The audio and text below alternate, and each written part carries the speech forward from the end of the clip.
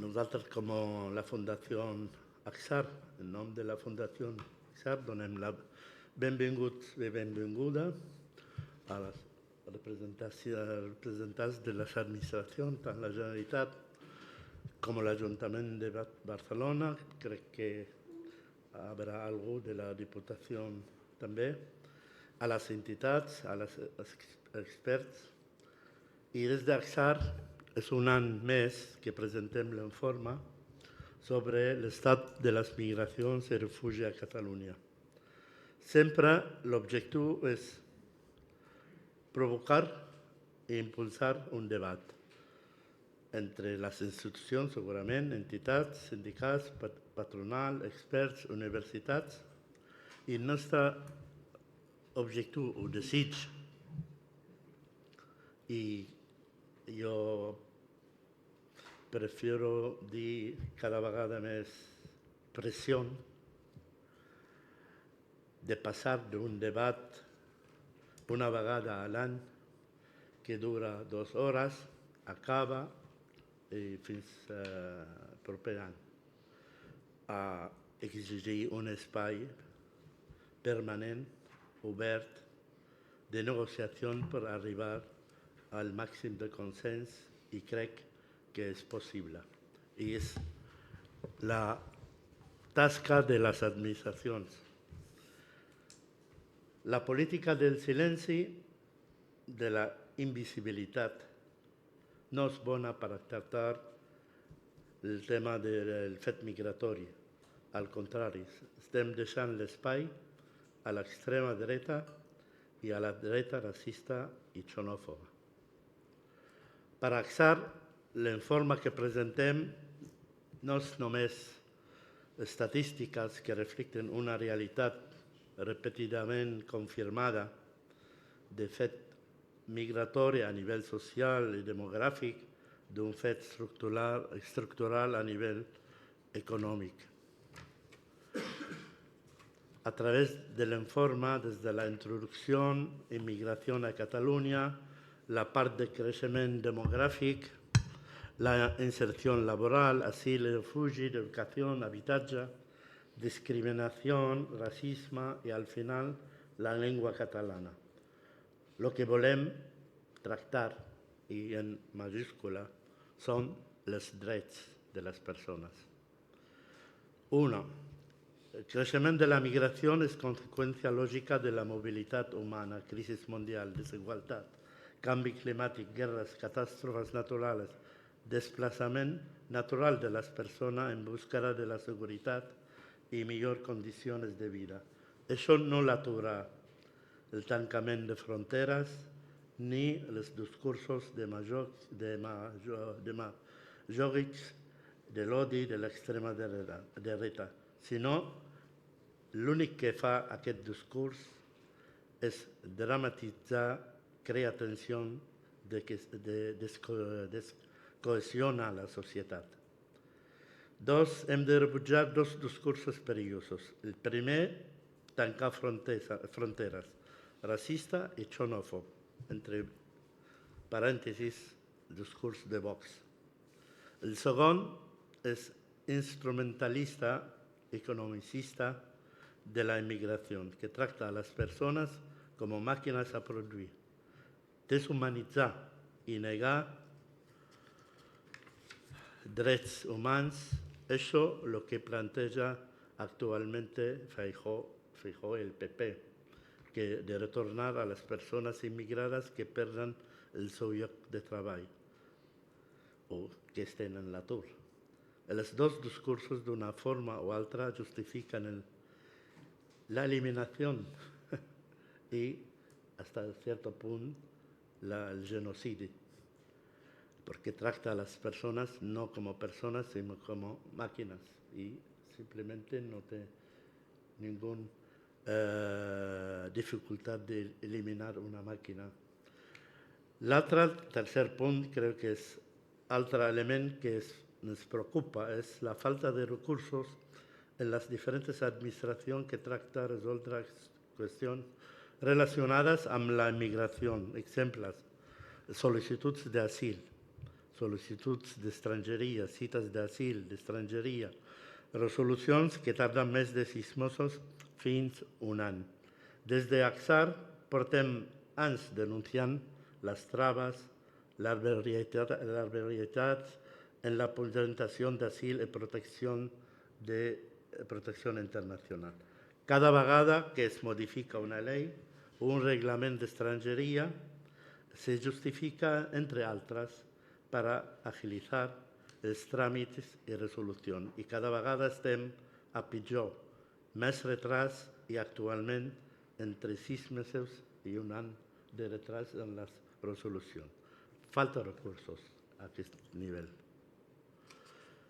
4. Efectivament, l'informe tracta el creixement demogràfic de la migració a Catalunya. En el món laboral i per sectors, la població activa, població ocupada. Com he dit, sense dubte, ningú pot negar el pes de la inclusió laboral i social de la migració. Són ja fets estructurals que demostren la diversitat social, la diversitat cultural de la classe treballadora d'avui. Des d'AXAR i per AXAR considerem que totes les administracions, entitats, sindicats, patronals, que el meollo de la gestión no son los números, son importants, però no és l'essencial, sinó, com he dit a l'inici en majúscula, són els drets de les persones immigrades, no com un subjecte a part, sinó com ciutadans amb els mateixos drets i deures com la resta de la ciutadania. Parlem de drets laborals, drets a l'educació, drets a la sanitat, drets a l'habitatge, dret al coneixement i l'aprenentatge de la llengua del país, en el nostre cas el català. Parlar de drets és parlar d'igualtat, de no discriminació, igualtat d'oportunitats. Aquí, després que es presenta l'informe, després volem treballar com a AXAR en el tema del dret a l'aprenentatge de la llengua catalana, amb l'objectiu d'establir un debat serè, tranquil, lluny de la demagògia, el por i les amenaces. Volem que el català sigui la llengua utilitzada per la majoria de la població que visqui a Catalunya al marge de les seves procedències. Considerem que hem de recuperar i inventar noves línies de treball en aquest aspecte. Llengua catalana, l'estudi després s'explica, crec que important és el tema en el món laboral, el tema de la llengua catalana en el món laboral, que és un punt dèbil, llengua catalana en el comerç, llengua catalana en l'hostaleria, llengua catalana en l'administració, apropiar la llengua a les persones en tema d'horaris, quan poden estudiar el català,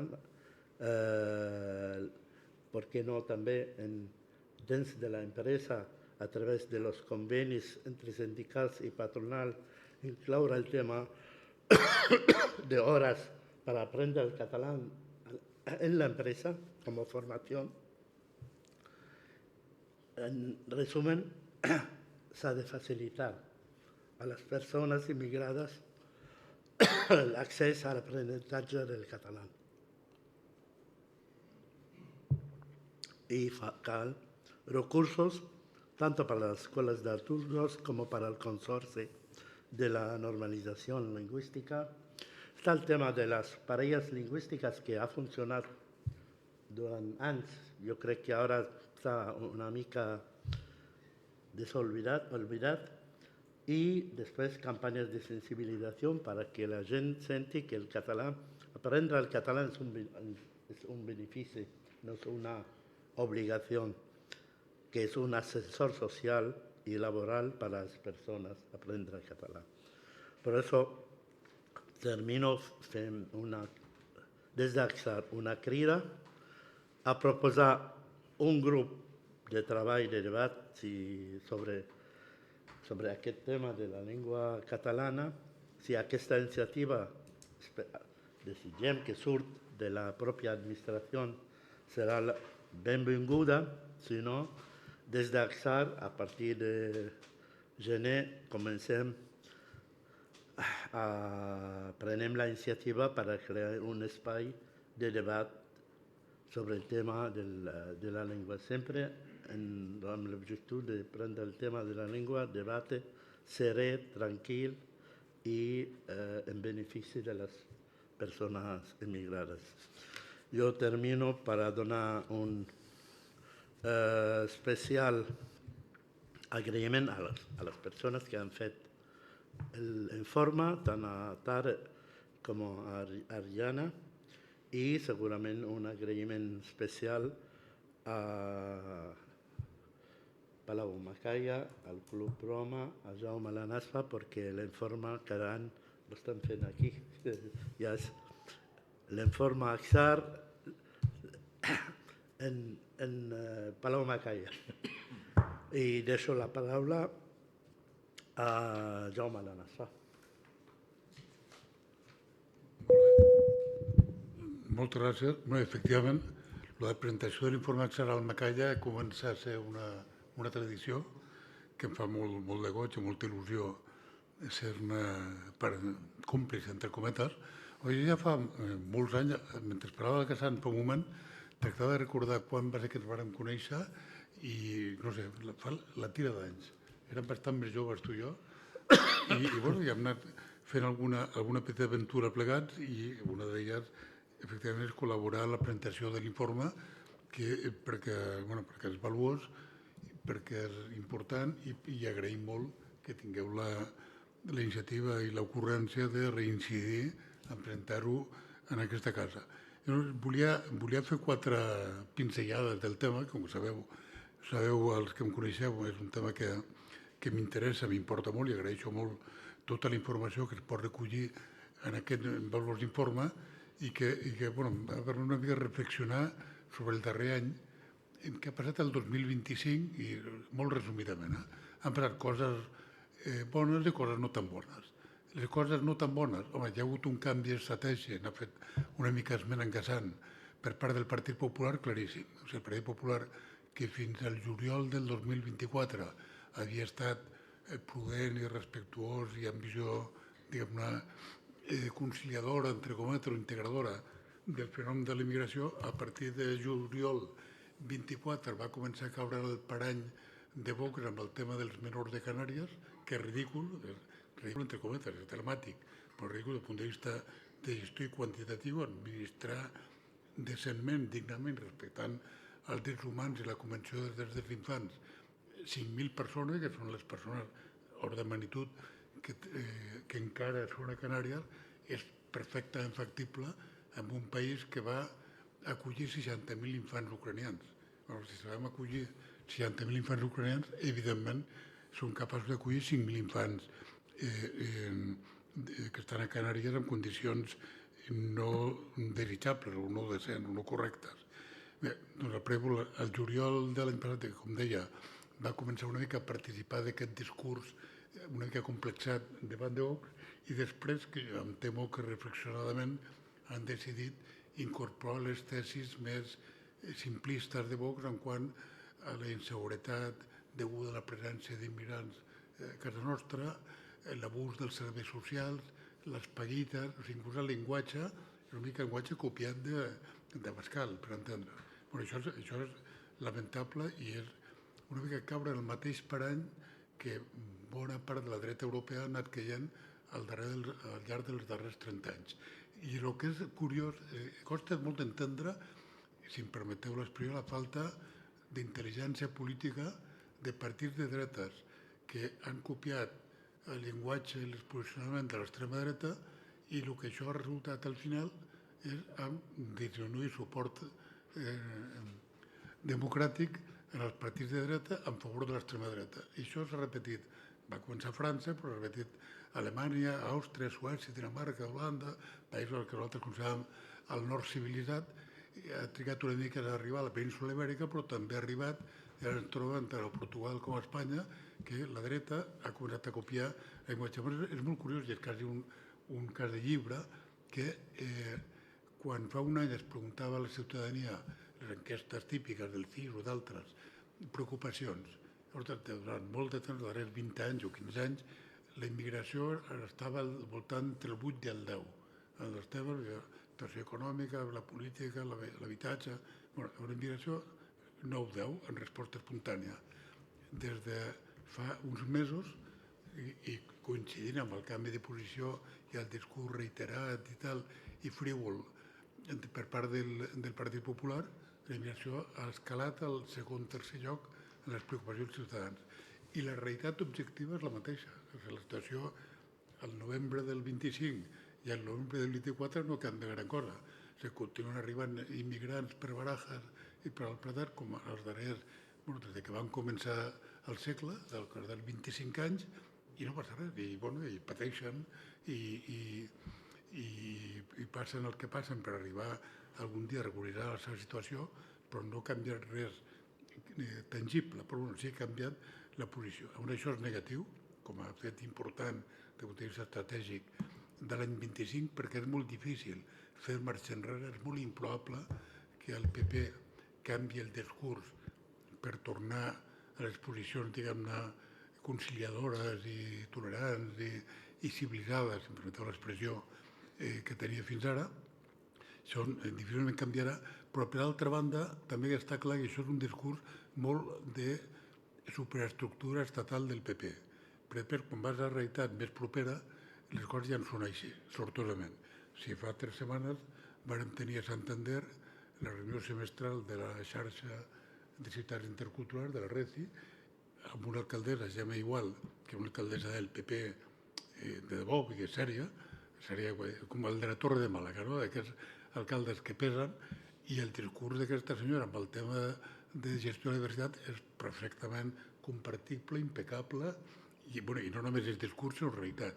A Santander, governada, insisteixo, a majoria absoluta per al PP, fan una política de gestió de diversitat perfectament homologable, respectuosa, amb sensibilitat cap a les persones i cap als drets humans. O sigui que la política estatal del tellado, aquesta gent curiosa que envolta el senyor Aznar, el senyor, com es diu aquest, el Feijóo, doncs no és la que tenen l'Ajuntament del PP com Santander o Màlaga, per posar 2 exemples de ciutats importants.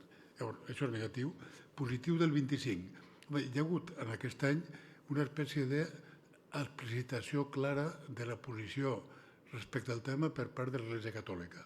Això tant a nivell del Vaticà, o sigui, aquest document, penso que es diu Exhortació Apostòlica, en llenguatge tècnic, però és un document que es diu Dilexite, que fa poc que el nou Sant Pare, amb un text que li ve en part del seu predecessor, parla de l'amor a les persones i a les pobres en particular i als exclusos, i parla del fenomen migratori amb un llenguatge absolutament compartible per les persones que tenen responsabilitats properes en aquest tema.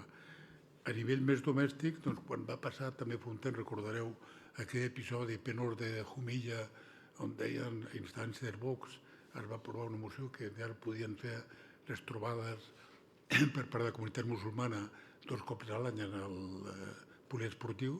La conferència episcopal va dir que no estava bé, que la veritat religiosa s'havia de respectar i que no estava bé fer-ho. I l'arquebisbe de Tarragona, per anar a un nivell més proper al nostre, aquest estiu, al mes d'agost, també amb unes declaracions que van ser bastant recollides, sobretot per part de l'Abascal i companyia i el Garriga, va dir que el catolicisme és incompatible amb la xenofòbia.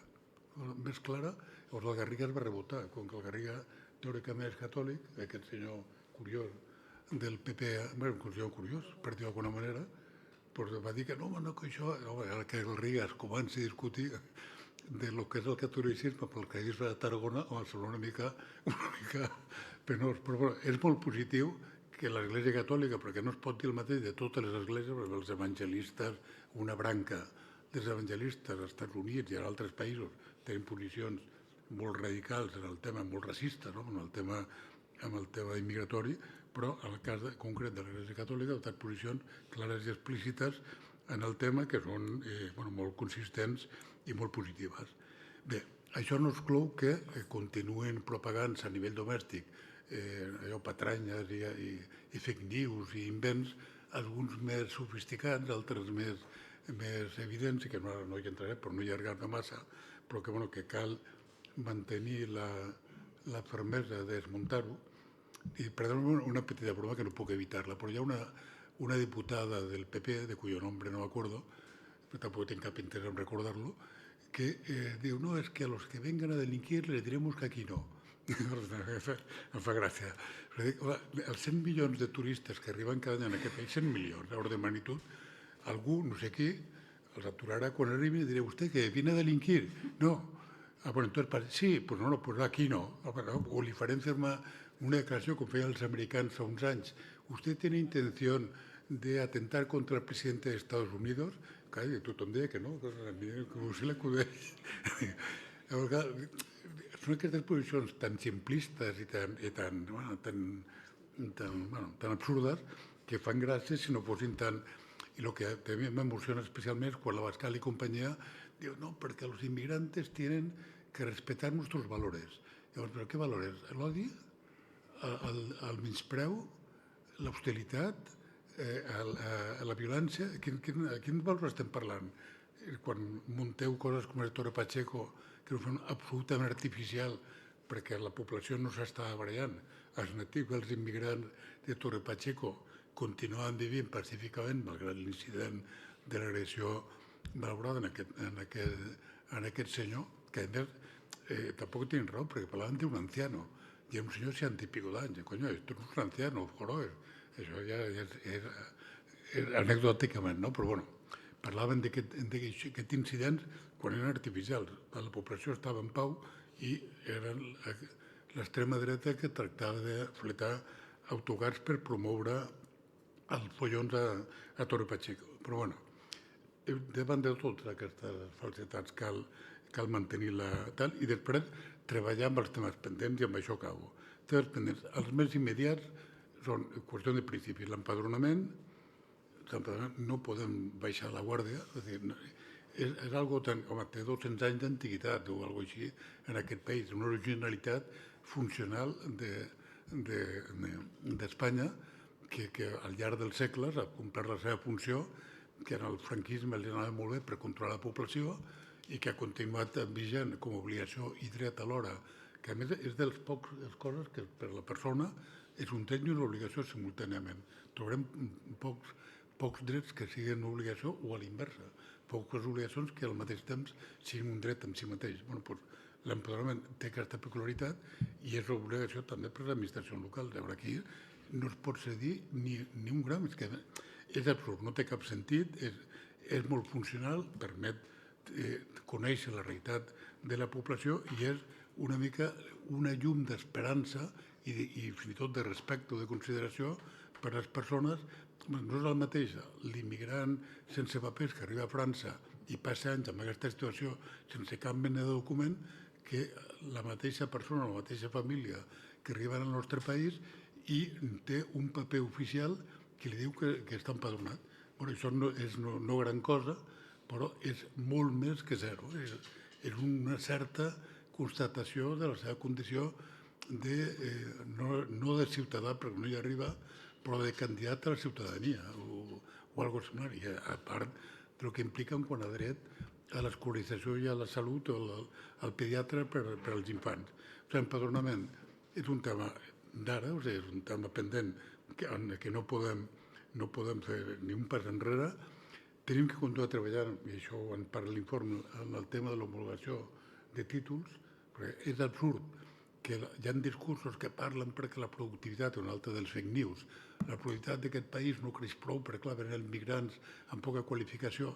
Escolti'm, venen migrants amb poca qualificació i venen migrants amb molta qualificació, però que no els reconeixem i els hi feines mal pagades de poca qualificació, perquè no reconeixem la seva qualificació formal. Llavors, aquest és un tema que no té cap contraindicació i té tot tipus de rentabilitat personal, individual, social i col·lectiva ser eficients amb el tema de reconeixement de títols. La coordinació multinivell és fonamental i aquí tothom en parla, tothom ho sap, però no acabem d'avançar. Entre l'Estat, la Generalitat i l'administració local ens tenim que coordinar des del punt de vista de gestió i des del punt de vista de recursos. Això està al nostre abast i és inconcebible, ens sembla una irresponsabilitat i quan a més hi ha una coincidència hipotètica de color polític, en aquest cas entre el govern de l'Estat, el govern de la Generalitat i els governs locals, i encara que no hi fos, però si a més si hi ha coincidència no hi ha cap raó perquè no avancem d'una vegada. És un tema tècnic, és un tema de posar-se d'acord i treballar-ho. I tenim prou experts en aquest país, entre els autors de l'informe i altres, i les pròpies administracions, com per fer-ho. Posem-nos d'acord per coordinar la gestió d'aquest tema en els tres nivells, i insisteixo, en quant a contingut i en quant a recursos. I això també és un tema que dona més de sí, però que és molt important. I després anar pensant en el tema de la immigració deguda al canvi climàtic, els refugiats climàtics, que també s'esmenta en el llibre com a tema de futur, perquè això ja no és tant de futur, ja comença a ser una realitat en alguns llocs del món. I un altre tema a nivell domèstic, i que potser una mica més llarg termini, però també que hauran de pensar, això potser toca més a la Generalitat, bueno, a l'Ajuntament també es pot lliurar, o als ajuntaments, que és què farem amb la gent gran d'origen immigrant quan siguin grans. Perquè ara diuen, com que són joves i tal, no utilitzen massa els serveis de salut, les residències no els hi toca, això és per als natius, els que van. No, però que aquestes persones algun dia inevitablement les faran. Això constatava abans que una curiosa característica d'aquests temps és que amb el temps ens fem grans. És molt curiós, però sembla que és inevitable. I als immigrants els hi passarà igual. Llavors, potser és bo, abans que ens vingui una mica, que ens trobem un dia amb una llau, entre cometes, d'immigrants catalans o d'immigrants que potser catalanoparlants, que s'han fet grans i què en farem? Els posem a la residència amb els natius o no? Bueno, caldrà pensar-ho i potser és un tema que amb temps, perquè encara ens queden potser alguns anys, valdria la pena anar treballant. Bueno, perdoneu-me que m'he allargat més de lo que seria presentable, però que no puc evitar l'oportunitat d'estar en un grup qualificat com vosaltres per parlar-ne i deixar anar les meves provocacions. I moltes gràcies. Gracias, Jaume. Ahora pasem a la presentación del informe de los autors de l'informe. Tara Saliba, que es troba aquí, és professional de l'àmbit de la cooperació internacional, amb experiència tant en organismes públics com a l'Agència Espanyola de Cooperació, el UNEP, MAP, com a diverses ONGs catalanes, entre les quals Fundació AXAR ha desenvolupat tasques vinculades a iniciatives de desenvolupament, a l'educació global en matèria d'immigració, drets humans a la regió mediterrània, així com a projectes d'economia circular.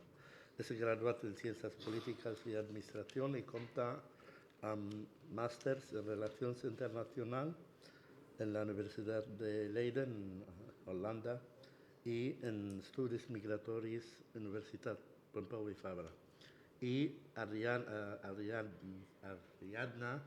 Romans i Torrent, que farà en Zoom, investigadora, consultora, escriptora, máster en International Development Studies por la Universidad de Amsterdam, graduada en Ciencias Políticas de la Administración en la Universidad Pompeu Fabra y Filosofía en la Universidad de Barcelona. Gestiona la sección Feminismes del Ateneu Barcelonès i investigadora a la Universitat d'Amsterdam, on col·labora amb diferents projectes d'investigació relacionats amb el desenvolupament inclusiu, l'intercanvi de coneixement a través de l'aigua i les cultures polítiques urbanes. Escriu setmanalment a Via Empresa. Tara. Molt bé. Doncs bona tarda a tots i totes i moltes gràcies per ser avui aquí a la presentació de l'informe sobre l'estat de les migracions a Catalunya l'any 2024. Primer confirmar que... Ariadna, pots parlar? A veure si et sentim bé? Sí. Vale, perfecte. Només per comprovar una última vegada. Doncs com ja ha presentat el president de la Fundació, jo sóc el Tàriq Saliba i juntament amb l'Ariadna Romans hem elaborat enguany l'informe anual sobre l'estat de les migracions per la Fundació Acsar. Dividirem la presentació en aquests apartats. Primerament, entre l'Ariadna i jo, presentarem la introducció i la metodologia. Després jo explicaré la situació de la migració al món de manera molt breu l'any 2024, també a Catalunya, i dels diversos eixos temàtics que hem desenvolupat a l'informe jo faré especial èmfasi en asil i refugi i ocupació i posteriorment l'Ariadna en habitatge, educació, racisme i discursos d'odi, ús del català i després les conclusions. Doncs bé, comencem. Com bé ja sabeu, aquest informe de la Fundació Acsar s'elabora anualment en el marc del projecte que la mateixa Fundació intenta impulsar des de l'any 2020, que és l'Observatori de les Migracions i el Refugi a Catalunya. Si no m'equivoco, enguany a Barcelona s'ha fet el primer observatori, ja s'ha creat l'Observatori de les Migracions i el Refugi a Barcelona amb l'Institut Metròpoli i, per tant, potser l'Ariadna i jo, com a autors de l'informe, fem una crida a que es continuï aquesta col·laboració entre la Fundació, altres entitats i les institucions per consolidar l'Observatori a nivell català, especialment pels diversos factors que ja heu comentat, no? Davant la consolidació de l'extrema dreta i dels discursos d'odi a nivell nacional a Catalunya, no només per part de Vox, sinó també d'Aliança Catalana, i per això creiem que és una necessitat donar dades com la Fundació porta fent durant els últims anys. Ariadna, si vols explicar la metodologia. Sí, bé, en primer lloc, em disculpo per no poder ser presencialment a la sala, em feia molta il·lusió, però m'ha estat impossible perquè visc una mica lluny, però sí que m'agradaria explicar que aquest informe l'hem desenvolupat conjuntament amb el Tàriq i, evidentment, hem volgut ser el més curosos i el més sensibles a les diferents realitats que hi ha de les migracions a Catalunya. Evidentment, segur que ens hem deixat algun aspecte, però hem intentat ser el més exhausts possibles i per això no només hem mirat a les dades oficials, sinó que també hem mirat els principals informes sobre migracions que es troben a Catalunya, com ha dit el Tàriq, intentant fer xarxa i col·laborar amb diferents entitats que estan fent coses similars, si més no, i després, per acabar de completar aquestes dades, perquè evidentment una cosa són les dades crues que se'n diuen després als informes, però després també hem volgut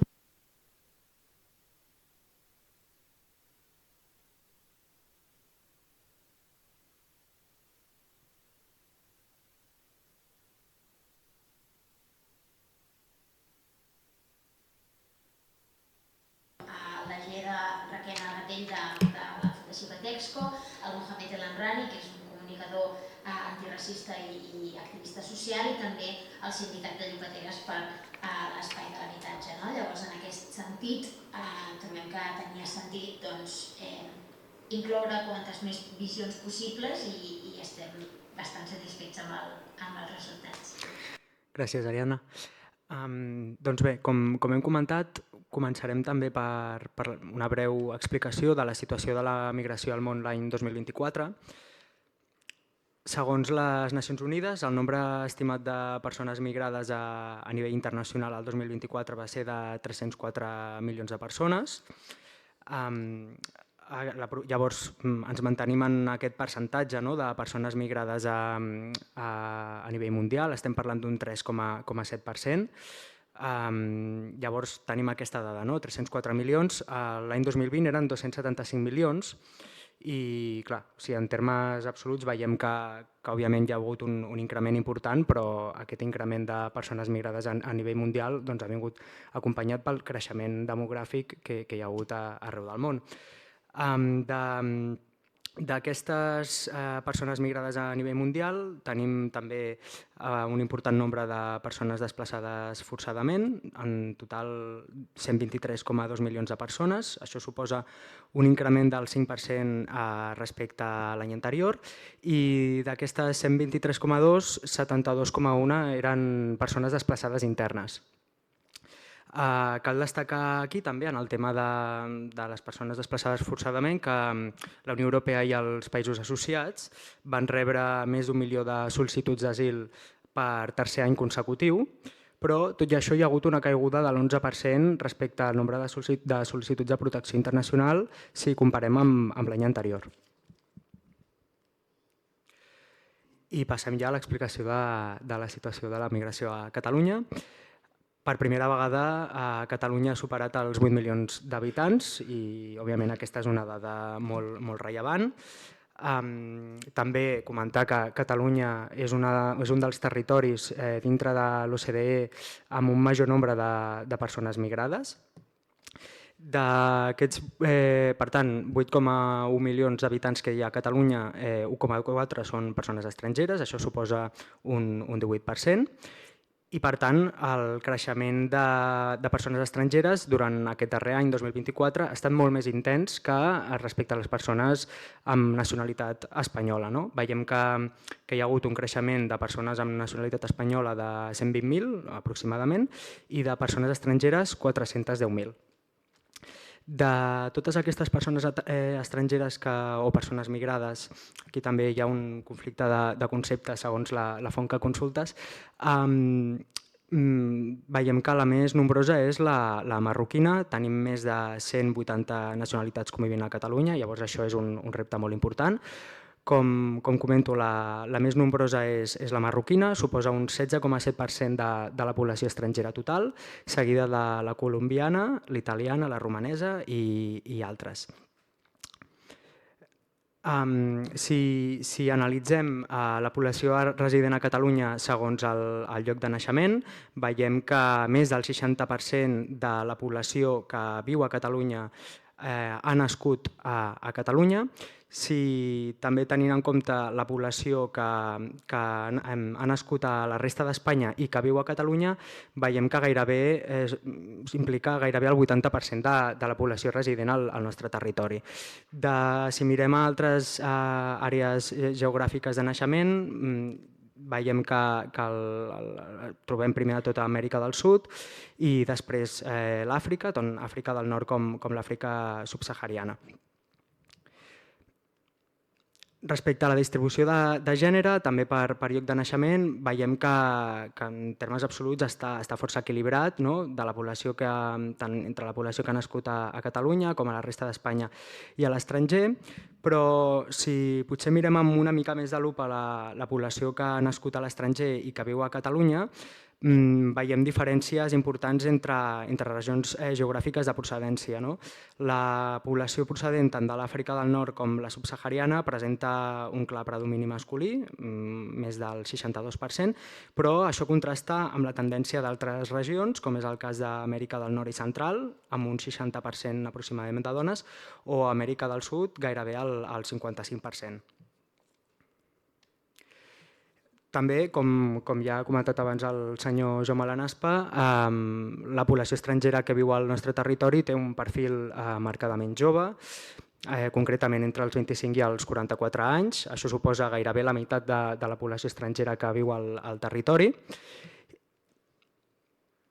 I si mirem per províncies, la província amb una proporció més elevada de població estrangera ha estat Girona, amb un 21,6%, seguida de Lleida, 20,3%, Tarragona, 18,4% i la província de Barcelona, amb un 17,3%. Si també analitzem per comarques, és important destacar dades com, per exemple, la comarca de la Segarra, on un 29,5% de la població és estrangera, també a l'Alt Empordà un 26% i seguidament al Barcelonès un 24%. I com hem explicat breument a la introducció, a l'informe també hem volgut donar èmfasi a diversos eixos temàtics, com són el cas de l'asil i refugi, l'ocupació, l'habitatge, l'educació, el racisme i discursos d'odi i l'ús del català, amb l'objectiu de tenir una visió global però també mínimament detallada sobre qual és la realitat de les persones migrades i racialitzades que viuen a Catalunya i com el fet d'haver migrat o el fet de ser persones racialitzades afecta en diversos aspectes de la seva vida quotidiana. Respecte a asil i refugi, bé, doncs Espanya ha estat l'any 2024 el quart estat membre de la Unió Europea receptor de peticions d'asil. D'aquest total de peticions, que han estat un total de 167.000 aproximadament, veiem que al voltant de 2/3 provenien de països d'Amèrica Llatina, no? Veneçuela i Colòmbia, i la gran majoria de sol·licituds s'han presentat a territori nacional. Com he dit, es van presentar 167.000 sol·licituds de protecció internacional, veiem que 157.000 es van presentar al mateix territori.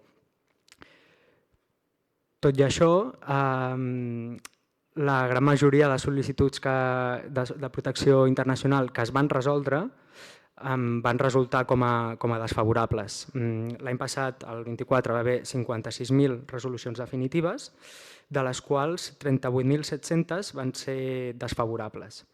I aquí també cal tenir en compte que hi ha moltes sol·licituds que encara no s'han tramitat o també sol·licituds d'anys anteriors que queden per resoldre.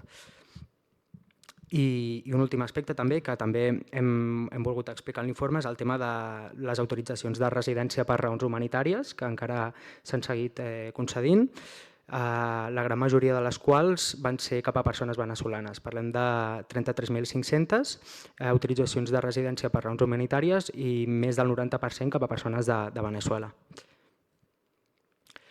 I Catalunya, doncs, com segurament ja sabreu, tercera comunitat autònoma amb més sol·licituds de protecció internacional, al voltant d'un 11%, i dintre del territori la gran majoria de sol·licituds es van presentar a la província de Barcelona, més del 70%. I ja per acabar la meva part, i li dono la paraula a l'Ariadna, també a l'informe hem volgut explicar la situació de la migració respecte a l'ocupació. Veiem que a Catalunya l'any passat hi havia 4,2 milions de persones actives, de les quals el 21% eren persones amb una nacionalitat estrangera. I respecte a la població ocupada veiem dades similars, 3,8 milions de persones ocupades, de les quals al voltant del 20% eren persones amb nacionalitat estrangera, i això és una dada especialment rellevant si es té en compte que la població estrangera, com hem comentat, suposa el 18% de la població al territori. I Ariadna, dono la paraula. Moltes gràcies, Tarek. Bé, continuo, com ja explicava el Tarek, amb la categoria d'habitatge, encara dins dels eixos temàtics. Per nosaltres els eixos temàtics ha sigut un pilar fonamental de la contribució que volíem fer l'informe. I un dels temes que hem localitzat i hem notat que no només hi havia cert debat generat al voltant del tema, sinó que també és un tema rellevant, sobretot per enfrontar de cara als propers anys, era el tema de l'habitatge. El tema de l'habitatge ja és un conflicte social, ja és un moment en el qual... Doncs moltes gràcies, Ariadna. Gràcies, Ariadna, per la feina i per haver-te connectat online. Crec que ara és la ronda de debat o de torn de paraula, com li voleu dir. Ara ronda de paraules i després debat. Et passo la paraula a ti. Sí? Primer donar la paraula a Laia Roig, que és de la Direcció General d'Immigració de la Generalitat de Catalunya, del Departament de Drets Socials. I Inclusió. Molt bé, doncs moltes gràcies. En nom del director general de Migracions i Refugi, el senyor David Moya, que ha delegat amb mi avui aquesta participació, i en nom de tot l'equip de la Direcció General de Migracions i Refugi. Primer que res, volíem agrair a la Fundació AXAR per haver-nos invitat a poder participar i escoltar de primera mà aquesta presentació magnífica que heu fet i per poder conèixer també de primera mà els resultats d'aquest informe que ens heu presentat. Per tant, m'agradaria primer que res donar-vos l'enhorabona tant al Tarek Saliba com a l'Ariadna Roman per aquest magnífic treball i aquesta presentació. També voldríem reconèixer l'extensa trajectòria que des de la Fundació teniu en l'estudi de les migracions, de la mobilitat humana i de la diversitat cultural del nostre país, i posar en valor els serveis que des de la Fundació presteu, els serveis d'assessorament jurídic que des de la Fundació presteu en matèria d'asil i refugi a les persones necessitades o sol·licitants de protecció internacional. Des del Govern de la Generalitat o des de la Direcció General de Migracions i Refugi som molt conscients que les polítiques públiques han d'estar orientades per poder donar resposta al context actual, a la Catalunya dels 8 milions de persones que ens explicàveu, de les quals gairebé una de cada 5 de nacionalitat estrangera, principalment, com ja ens heu explicat, marroquina, italiana, colombiana, italiana, romanesa, però fins a 180 nacionalitats diferents. Però el que també ens agradaria afegir a aquesta xifra les nacionalitzacions, que també són un altre dels fenòmens que hem de tenir en compte per a poder parlar que gairebé un 25% de la població resident a Catalunya té orígens estrangers. I, per tant, això el que ens fa veure és aquesta realitat diversa, aquesta Catalunya que té la immigració com a factor estructural. Per a nosaltres, l'anàlisi rigorós i el coneixement que recolliu en aquest informe és cabdal, sobretot per poder orientar millor les polítiques públiques i ajustar-les a la realitat sociodemogràfica del país, per a definir també millor, amb més coneixement, els programes i les accions adreçades a la població migrada i refugiada, però no només, al conjunt de la ciutadania. És importantíssim conèixer aquest coneixement que aporteu per encarar els reptes que tenim com a país, que heu apuntat alguns d'ells. En l'àmbit de l'educació, la segregació, el fracàs escolar, l'abandonament escolar, que afecta especialment a persones o a alumnes d'origen estranger, però també el repte en l'àmbit de l'habitatge, que també heu fet èmfasi i ocupa un dels eixos, dels capítols, el racisme immobiliari al que s'han d'enfrontar tantíssimes persones migrades o racialitzades. L'accés al treball, a l'ocupació, com apuntava el senyor Lanaspa, aquesta subocupació, aquesta infraocupació en la que moltes persones d'origen migrant ocupen llocs desperdiciant un talent importantíssim com a país que pensem que que no ens ho podem permetre. Per tant, també pensem que divulgar aquest fet estructural de Catalunya és una manera també de fer front a l'augment de les posicions antimigratòries tan comuns en aquests darrers anys, aquests discursos racistes, xenòfobs, aquests discursos de l'odi que desacomplexadament estan mostrant-se en un espectre polític ampli, com apuntava el senyor Lanaspa, però també, Tarek, aquí amb un exemple d'Aliança Catalana, per exemple. Doncs són una realitat persistent que pensem que cal abordar de manera seriosa i ferma perquè ens juguem el futur i el present també de la cohesió social d'aquest país. I per acabar ens agradaria poder compartir amb vosaltres que des de la Direcció General de Migracions i Refugi volem impulsar i volem donar suport a persones expertes, a grups de recerca, a entitats que fan recerca en migracions i en refugi, d'alguna manera per promoure la transferència de coneixement entre l'acadèmia, els think tanks i l'administració pública, per a poder tenir espais de consulta, de debat, de temes d'actualitat i que són del nostre interès, per poder orientar millor, com deien, les polítiques públiques en l'àmbit de les migracions i del refugi, per integrar l'evidència científica i el coneixement en la política pública, per rebre també el vostre assessorament i el vostre acompanyament, per agilitzar la comunicació entre l'administració, la direcció general i el coneixement que genereu des de l'àmbit acadèmic i des del tercer sector i, en definitiva, per promoure un treball en xarxa entre aquests actors que estem implicats en la gestió pública i en treballar per una major cohesió i igualtat d'oportunitats per a tothom, per a tota la societat sencera. I és per això que avui estem aquí, no només donant suport amb la nostra presència, sinó també perquè volem donar suport a aquests espais i a aquests informes i a aquests aquesta recerca que es genera i que és tan valuosa. Per tant, moltes gràcies novament per haver-nos convidat. Moltes gràcies. Ahora vendrá Xavier Cubellas, també de l'Ajuntament de Barcelona. Parlo al darrer i l'únic que podria dir és estic d'acord amb tot el que s'ha dit.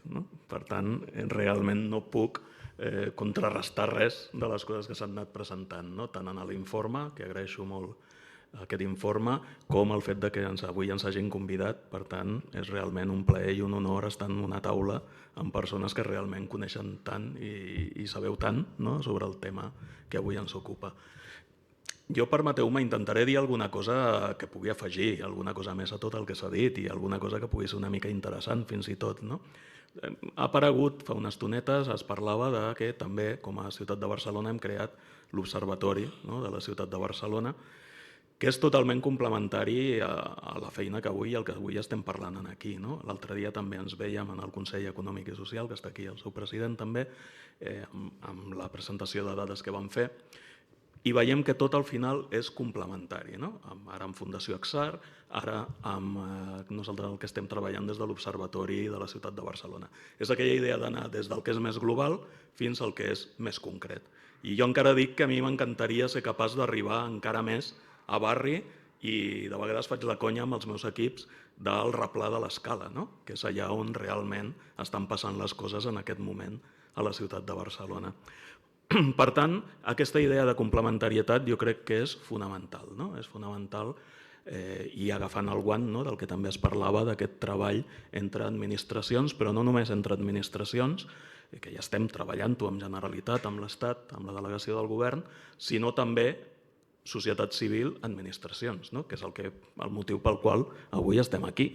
Aquesta idea de dir, ostres, aquesta col·laboració público-privada és fonamental. Perquè el tema és tan important, perquè estem parlant d'un futur social, estem parlant d'una convivència, estem parlant de moltes coses que no podem fer-les soles. És un tema que ens està increpant a tota la societat que hi ha en aquest moment, tant a Catalunya com a Espanya com a la ciutat de Barcelona.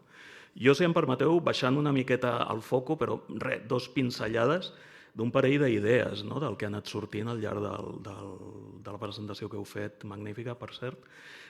Per una banda, el que parlàveu de dir tenim un 18% a Catalunya de persones que són d'origen divers. A mi m'agrada parlar d'origen divers per diferenciar-lo, de procedència diversa, per diferenciar-lo del que és nacionalitat, que de vegades aquests 2 termes, segons els estudis que mirem, o vosaltres que heu estat ara rascant molt estudi, molts temes, veieu que moltes vegades es confonen.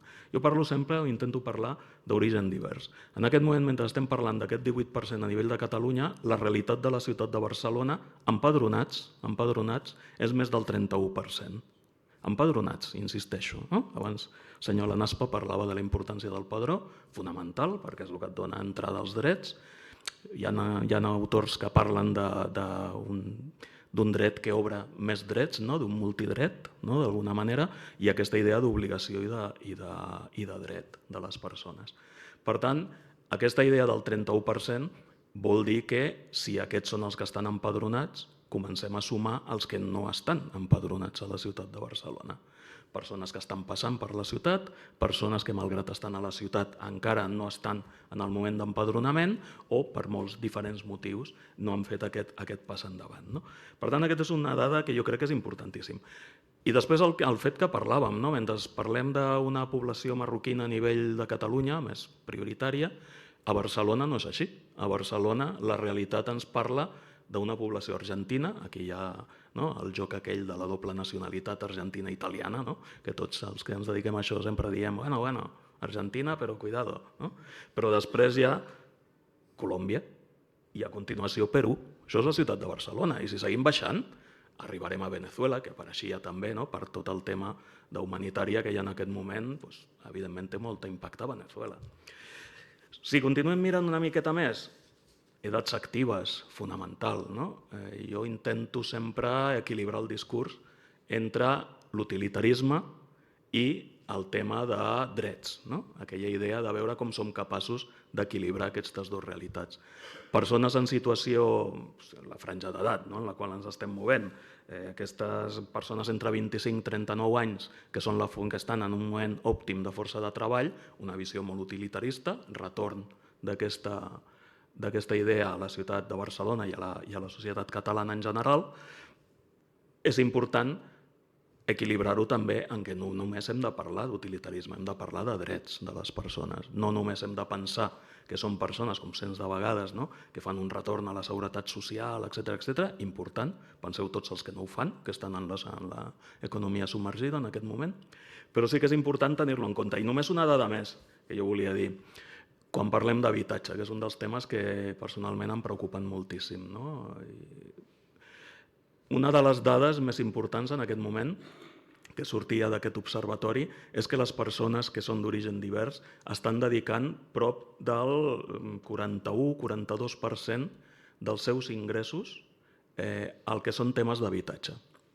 Quan agafem els índexs internacionals, Eurostat, tots aquests índexs que existeixen en aquest moment, et diuen que en el moment que passes del 30% estàs en un veritable perill, estàs en una vulnerabilitat. 41% persones d'origen divers, les que són nacionals no estan en aquest barem, estan per sota d'aquest 30%. Per tant, un altre motiu de desigualtat en el qual ens anem trobant. Jo, per acabar de dir 4 idees, jo crec que és important el que avui ens reuneixen aquí, és aquesta idea que tots volem treballar des de la dada, perquè és d'alguna manera el que et dona un discurs i et dona una possibilitat. Des de la dada per 4 motius. En primer lloc, un tema que en castellà es diu de perogrullo, a mi m'agrada més una paraula molt maca que hi ha en català, que és bertranada, bertranada o bajanada, que diré a continuació, que és que el fet de tenir la dada et suposa que coneixes la realitat. Ostres, no he descobert res, això és fonamental, conèixer la realitat. Sempre dic que previ a decidir has de conèixer, si no és impossible decidir, tindràs opinió, diràs coses, però no estaràs decidint, amb aquell valor afegit que té la decisió. En segon lloc, per dissenyar i dimensionar serveis municipals. Jo l'encàrrec que tinc en aquest moment és intentar veure des d'aquest observatori com podem ajudar al disseny de serveis, d'activitats, serveis, des dels diferents departaments municipals, perquè acaba increpant-nos a tots. No és només un tema d'immigració, és un tema de molts altres temes. En tercer tema, un tema molt ambiciós, que a mi m'agrada dir-ho, que és aquella idea de prospectiva, aquella idea de dir si es manté tot com està en aquest moment, aquesta sèrie, en el futur estarem això amb immigració no funciona. Ho sento molt. I amb asil i refugi encara menys, perquè sabeu que hi ha una sèrie de condicionants externs que el que et porten és que aquesta sèrie avui és així, però demà passat serà d'una altra manera. Vam viure la crisi d'Ucrània, que va ser molt dura, vam estar en aquell moment treballant molt i vam poder treballar amb les diferents administracions per poder-ho tirar endavant, i ara estem tots pendents de què passa amb Palestina, que malgrat tot no està sent un número molt gran, malgrat va pujant l'arribada que està havent a Catalunya i a Barcelona concretament. Per tant, aquesta idea de prospectiva ambiciós no podem renunciar, però difícil d'aconseguir, perquè serà molt complicat. I per últim, i amb això vull acabar, fonamental la dada per crear un relat. És a dir, la dada sola no funciona. Portem molts anys donant dades, explicant coses, i el que hem de fer és guanyar el discurs, guanyar el relat. Un relat que ha d'anar orientat tant al cervell, amb la dada, però també el que jo li dic sempre a la part reptiliana, aquella idea del cervell reptilià, aquella idea de les emocions. I amb la idea aquesta de les emocions estem perdent la partida. Ho sento molt, però és així. I hem de sortir i hem d'explicar. Per què? Perquè estem veient tots l'últim CEO que va haver ara fa uns dies, ho estem veient. Estem explicant i encara no estem explicant prou, perquè hem d'arribar al discurs empàtic i hem d'arribar en aquesta idea de relat. Jo, si em permeteu, acabo amb una frase que li copio a un bon col·lega meu, que és l'Albert Sales, de l'Institut Metrópoli, i amb el qual treballo des de fa molt de temps, que és molt interessant. Diu, les dades donen forma a la realitat. Per tant, la dada sí, però dins d'un relat. Jo aquí ho deixo, em perdonareu que he de marxar molt ràpid perquè se m'ha fet molt tard, a les 7 havia d'estar en un altre lloc, i a partir d'aquí el que és interessant és el debat. Per tant, moltíssimes gràcies i endavant. Aquí ens trobareu pel que faci falta.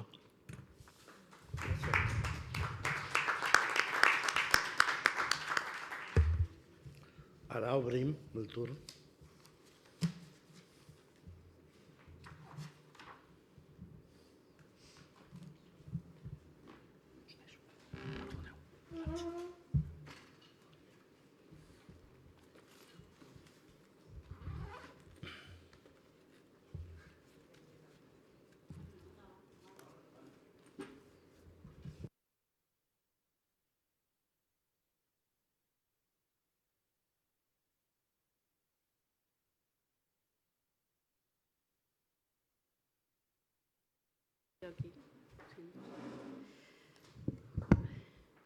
Bé, bona nit a tothom.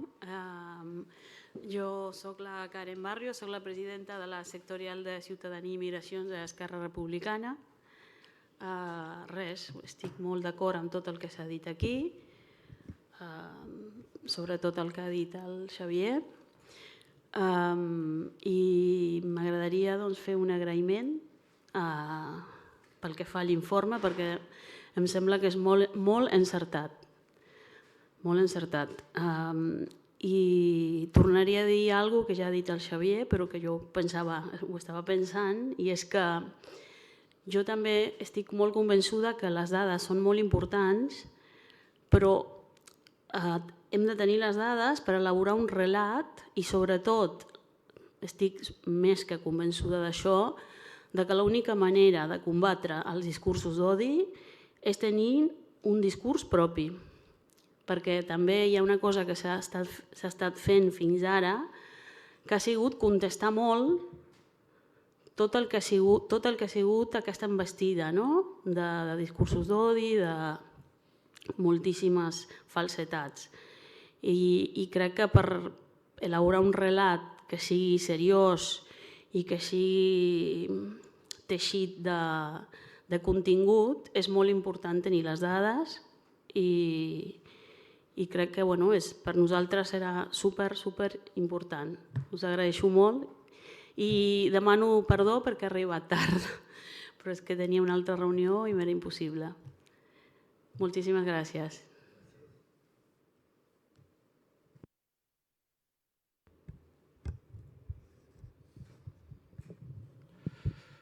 Molt bona tarda. Eduardo Rojo, persona interessada en la temàtica de la immigració des de fa molts anys, que té un fill a la Universitat Lliure d'Amsterdam i, per tant, conec de primera mà la realitat de la immigració de high level als Països Baixos, òbviament, i de tota la seva problemàtica política actual, tan complexa. Aquí a Espanya i a Catalunya ens preocupa si pot haver-hi govern de coalició o pactes de coalició, i als Països Baixos i a Bèlgica porten ja molts anys negociant permanentment fins a arribar algunes vegades a alguna solució. Fa pocs dies, i també actualment, com ha dit molt bé el senyor Cubells, president del Consell Econòmic i Social de Barcelona. Fa pocs dies, no diré on, vaig sentir una conversa, jo estava al costat, on una persona li deia a una altra: la senyora Sílvia Orriols parla molt bé i jo crec que la votarà molta gent.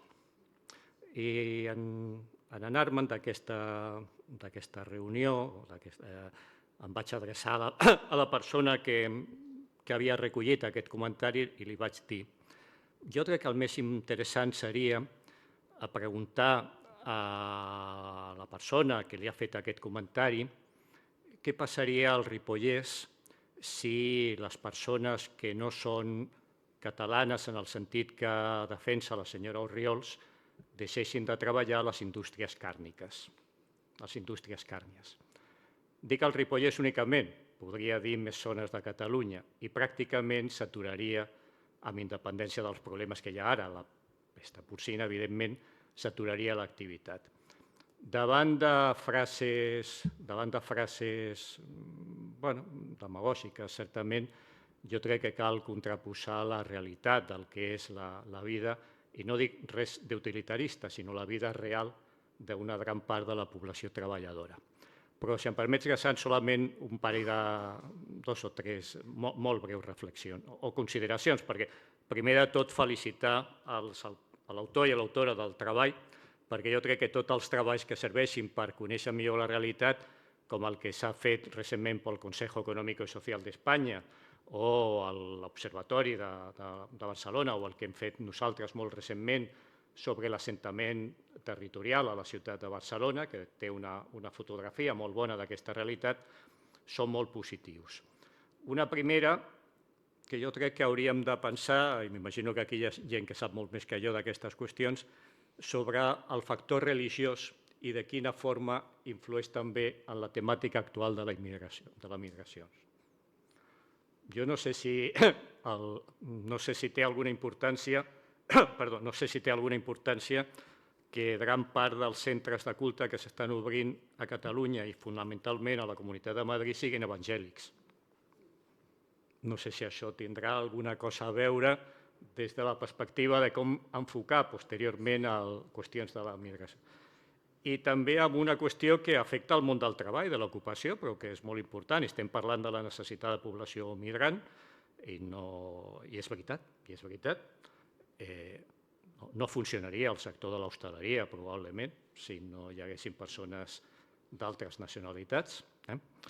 Però hi ha un munt important de persones que, a més de les 2.335.000 persones residents a Espanya, nascudes a l'estranger, però tenen la nacionalitat espanyola i, per tant, tenen els mateixos drets i deures que qualsevol de nosaltres, és que hi ha més d'1 milió de persones que poden assolir la nacionalitat espanyola quan funcionin bé els canals diplomàtics. D'això segur que sap molt també el senyor David Moya, que és un bon amic, i, per tant, són persones que podrien venir a qualsevol moment a Espanya sense cap problema des del punt de vista, torno a dir, dels drets i deures d'aquestes persones. I una consideració final, si em permeteu, em surt sempre la part laboralista. No hi ha igualtat per a les persones que arriben a Espanya. Sí que hi ha quan arriben amb un visat de turista, com arriben, en 90 dies, i després es queden en situació irregular.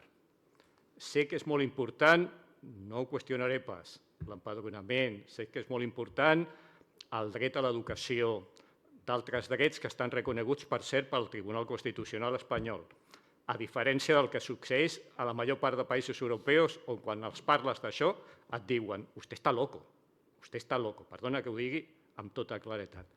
Però mentre no resolem qüestions com el fet d'haver de passar 2 anys, i molt millor ara que abans, certament en situació irregular, no estarem parlant d'igualtat de condicions entre les persones que arriben i les persones que hi viuen aquí. I això és un fet que, des del punt de vista de les polítiques d'ocupació, ho dic perquè és molt important. I no tinc resposta màgica, no la tinc. A veure si hem de saber cadascú el que sí que podem fer moltes coses. I, per tant, per animar el debat, no ara, sinó en un altre moment, quan el Partit Popular, bàsicament, parla en el seu decàleg d'una regulació de l'arrelament un xic més estricta, ho sap perquè gran part de la regularització que s'ha fet a Espanya en els últims 3 anys, bàsicament, ha estat per la via de l'arrelament. I aquest és un debat que hem de tenir tranquil·lament, amb serietat, amb seriositat i sempre defensant des de la perspectiva dels drets humans, evidentment, d'aquestes persones. I jo crec que el repte de qui pensem que som iguals, que no hem de parlar entre ells i uns nosaltres, hem de plantejar aquestes qüestions amb serietat, rigorositat, sense tenir por al debat, com el fet que pugui haver-hi un debat molt intens sobre la política d'habitatge, sobre la política dels serveis socials, sobre la política de sanitat. Per tant, benvinguts i siguin aquests informes, torno a felicitar l'autor i l'autora, perquè permetin animar a seguir aquest debat en un moment que crec que és especialment intens, per no dir difícil, des de la perspectiva del debat amb serenor i tranquil·litat. Res més.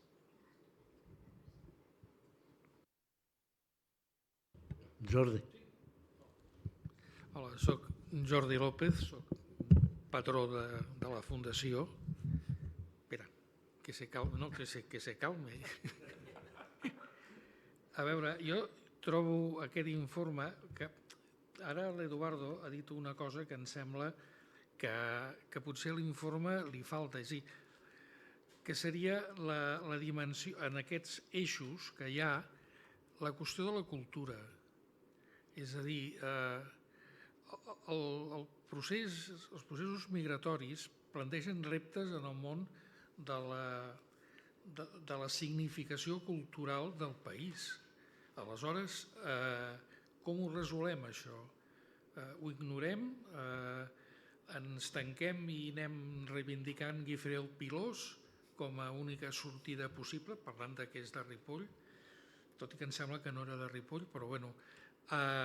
Llavors, aquesta dimensió del procés del model, que si fem integració, assimilació, interacció, és a dir, podem fer servir les paraules que vulguem, però hi ha una realitat.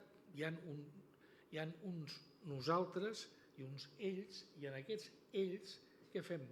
Com fem que passin a ser nosaltres també, des de la perspectiva cultural?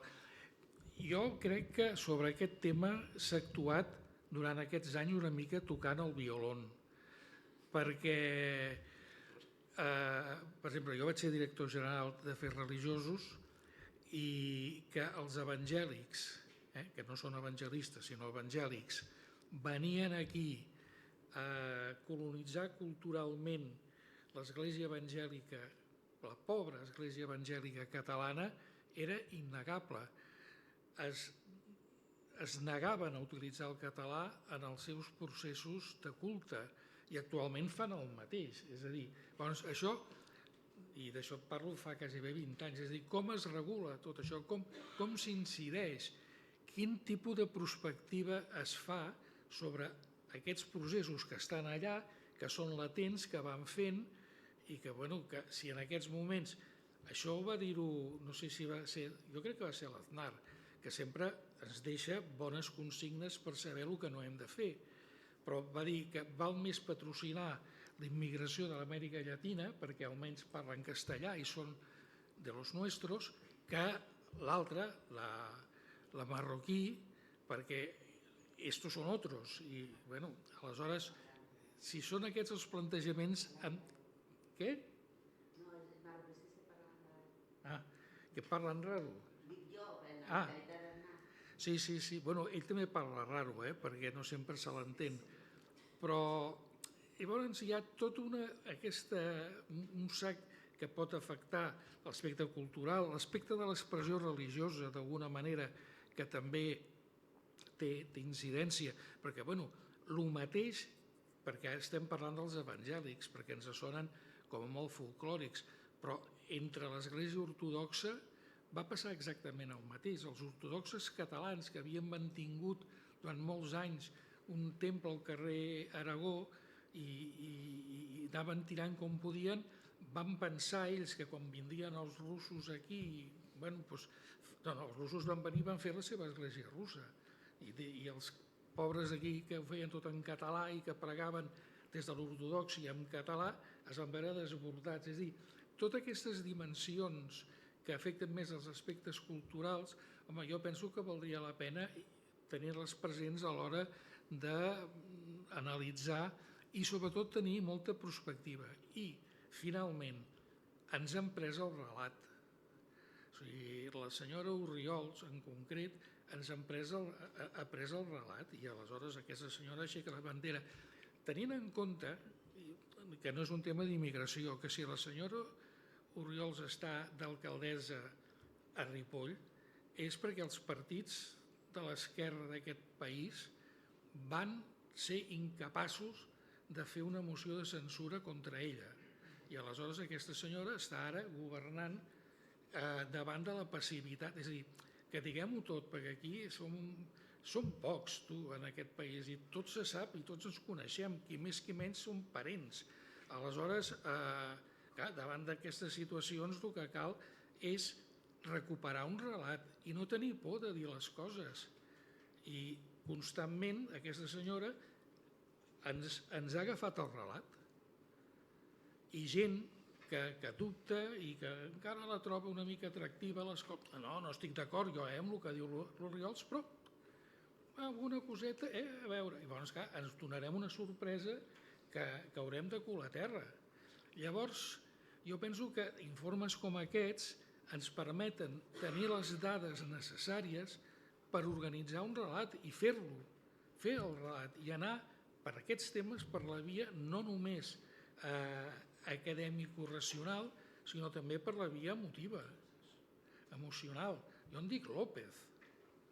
Per tant, jo, els meus 8 cognoms, jo no els tinc. És a dir, el meu avi crec que era de Burgos. Aleshores, i tots, qui més, qui menys, doncs què? I tu, clar, tu te llames Rojo. Me llamo Rojo, soy Rojo, sí. Aleshores, és a dir, hem de fer un relat que ens arribi emotivament i que ens integri a tots a la construcció d'un país en el qual no volem que hi hagi un nosaltres i uns ells, sinó que tots som part d'aquest país. Mi segundos camps, Sí. Jo vull agrair sobretot a l'Ariadna i al Talec que hagin fet l'informe. La veritat és que és molt interessant. Crec que, com deia el Xavier al final, tenir dades és importantíssim i tenir les dades clares ens ajuda molt a definir com hem d'afrontar aquesta situació. Aquesta és una situació que evidentment és una situació imparable.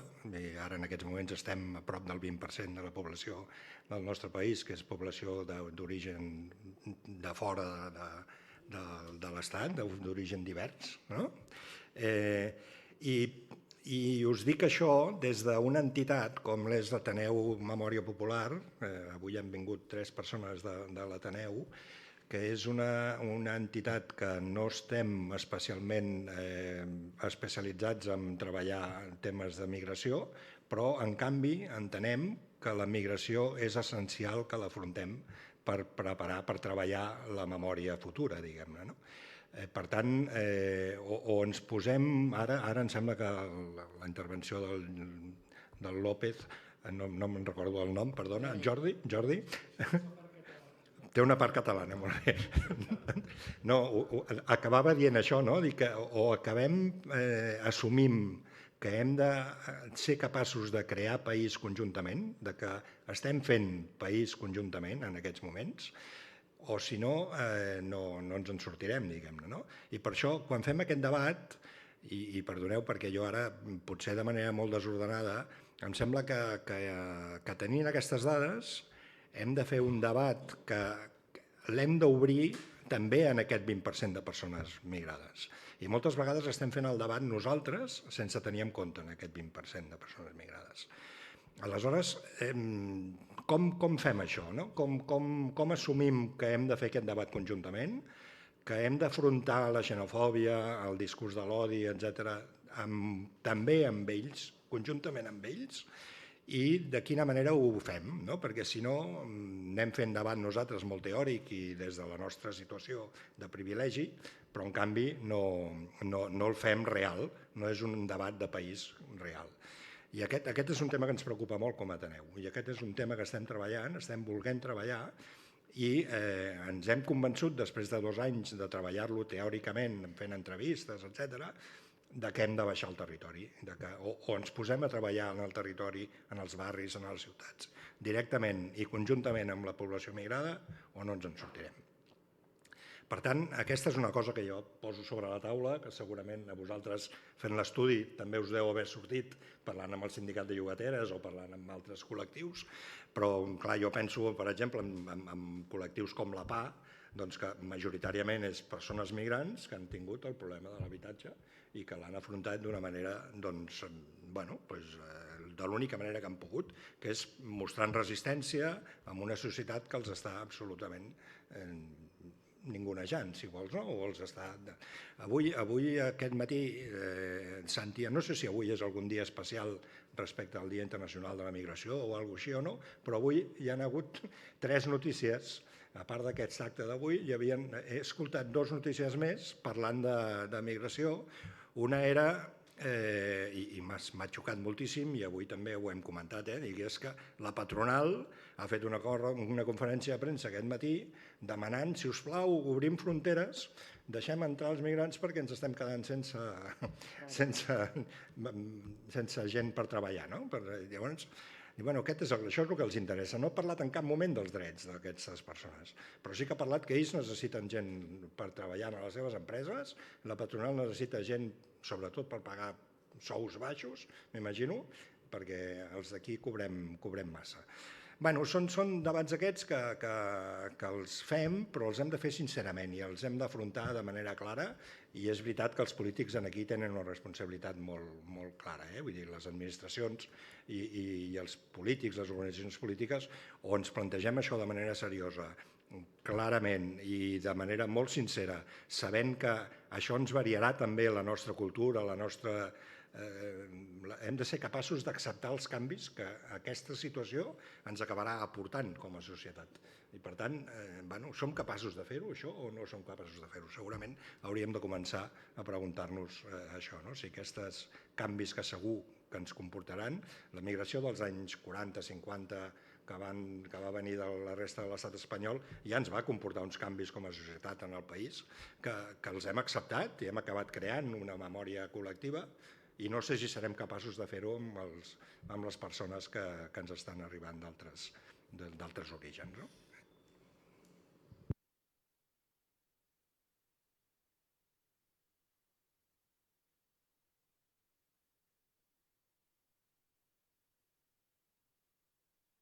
Los autores del informe, si voleu dir alguna cosa.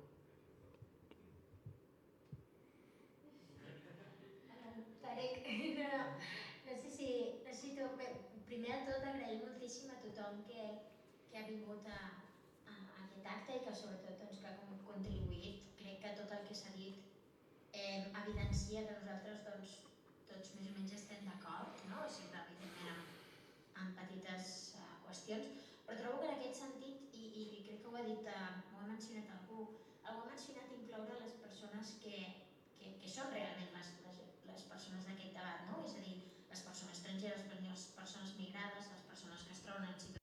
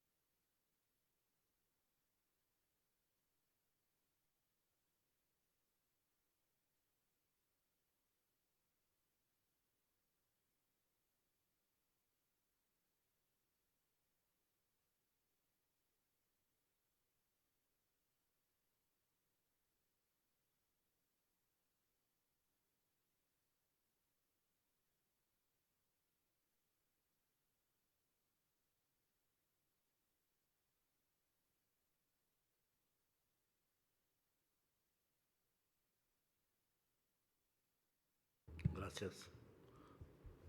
¿No? Vale, jo al final, en nom d'Axar, vull agrair el debat, l'assistència, la participación de la administración, como els autors de l'informe. Però abans de tancar l'acte, jo crec que sí, espero, si tenim la capacitat l'any que ve, incloure en l'informe, perquè nosaltres el que fem cada any de l'informe no agafem tots els temes, perquè serà complicat. L'any passat era tema de competències, tema d'asil, perquè AXAR treballa principalment en tema d'asil a l'estat, i havia una sobre el tema de regularitat i irregularitat. Hem agafat tres temes. I aquest any la idea era 3, però els autors van ser rebels i han fet van incloure més tema, a part del laboral, que era, nosaltres la proposta era laboral, asil i llengua.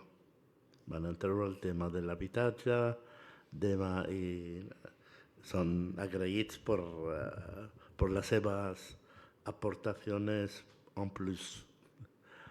Esto l'any que ve tindrem que harem una del tema de la cultura, el tema de potser religiós, incloure dins de l'informe, a part d'asil, com he dit, ara està sempre, però jo lamento que tot aquest esforç segurament és positiu i té influència, sensibilització, opinió pública, etc. Però si les administracions no es posen en el tema, poques coses podem fer des de les entitats. Jo m'acordo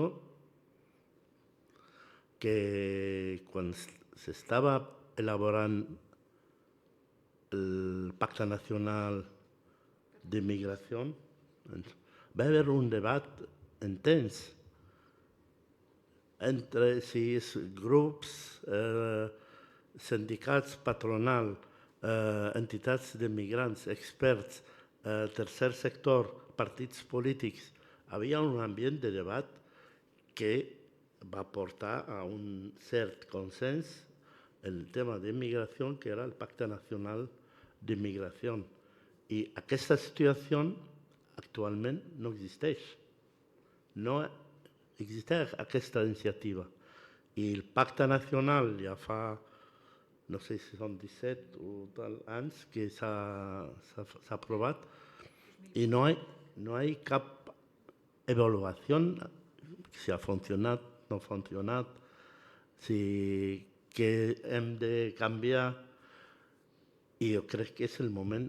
En aquest moment, la millor forma de combatre a Sílvia Oriol o a qualsevol racisme i xenofòbia és obrir un debat.